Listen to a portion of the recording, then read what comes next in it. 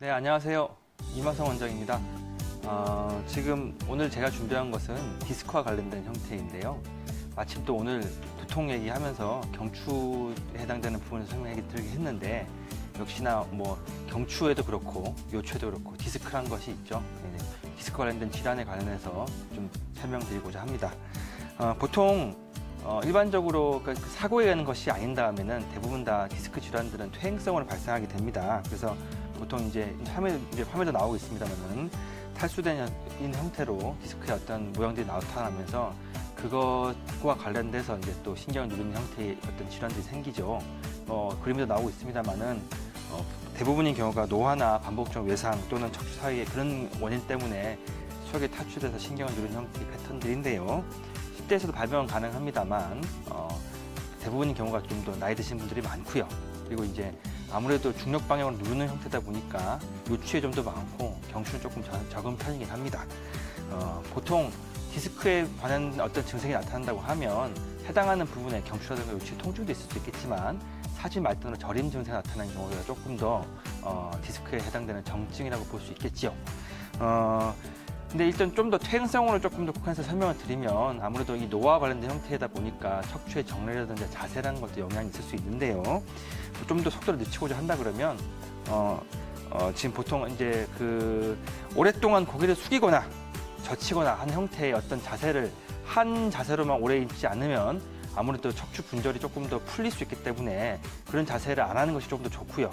지금도 화면 나오고 있습니다만은 아무래도 이제 이 비행기에서 이렇게 앉아 계신 이런 자세 같은 경우에도 뭔가 오래 앉는 자세고 목도 꺾여 있으니까 좋지 않겠죠. 이런 자세를 하지 않는다는 것이 좋을 뿐만 아니라 오래 앉아 있는 것도 좋지 않겠습니다. 그 다음에 몸이 좀 찬 사람들이 조금 더 아무래도 기혈순환이 안 되니까 조금 더 이런 쪽에 영향을 좀 받을 수 있거든요. 아무래도 몸이 좀 더 따뜻한 상태가 좋을 것이고 따뜻하게 한다는 것은 뭐 잘 먹는 것도 있을 수 있겠지만은 운동을 열심히 하는 것도 의미가 크니까 특히나 또 허리 디스크 같은 경우에는 잘 걷는 것도 일종의 예방 방법이 될 수 있기 때문에 그런 것도 좀 신경 쓰시면 좋을 것 같습니다.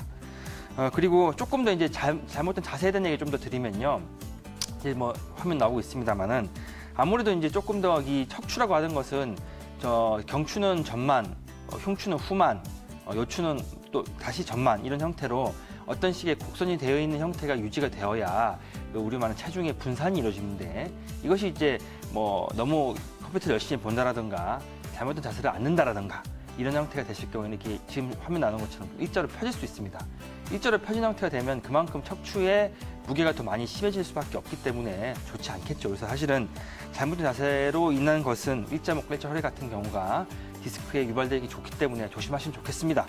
그리고 간혹 가다가 또 서 있는 경우에 골반이 이렇게 삐딱삐딱하게 서 있는 경우들이 있죠. 이렇게 또 화면이 나옵니다만은 골반의 불균형이 또 요추 디스크를 또 자극하고 하기 좋고 요추가 틀어지면 또 다시 경추가 틀어지기 좋기 때문에 자세를 서 있을 때 가급적이면 삐딱삐딱하게 앉을 수 있지, 서 있을 수 있지 않도록 오래 서 있어야 되는 상황이라고 한다고 하면 발판 같은 곳에 발 한쪽씩 올려놓고 번갈아 가면서 하는 자세가 도움이 되겠습니다.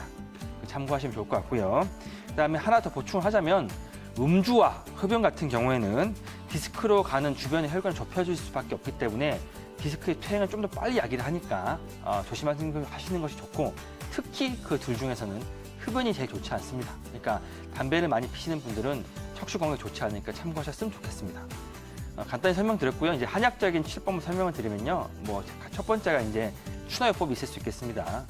지금 화면에 나오는 사람은 저고요. 제가 이제 아시안 게임에서 중국 선수도 치료하는 어떤 장면이긴 합니다만은 척추의 정렬을 바로잡는 것에는 추나가 제일 좋습니다. 그래서 한의원에 방문하셔서 이제 4월 8일부터 봄이 됐으니까 추나요법 받을 수 있도록 하시면 좋을 것 같고요.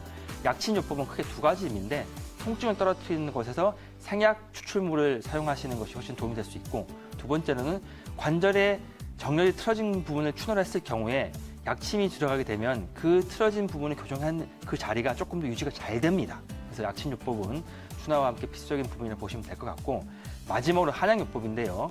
오래된 퇴행성 디스크 질환 같은 경우에는 추나와 약침을 해도 조금 더 내구도가 떨어지기 때문에 회복이 좀 더딘 경우가 있습니다. 이런 경우에는 기력 증진뿐만 아니라 퇴행 변화를 좀 더 빨리 막을 수 있고 관절의 회복을 도와줄 수 있는 한약요법이 도움이 됩니다. 그렇게 해서 한의원에서는 크게 이 세 가지 요법으로 치료를 하고 있으니까 참고하시기 바랍니다. 이상 건강한 의사의 이마성 원장이었습니다.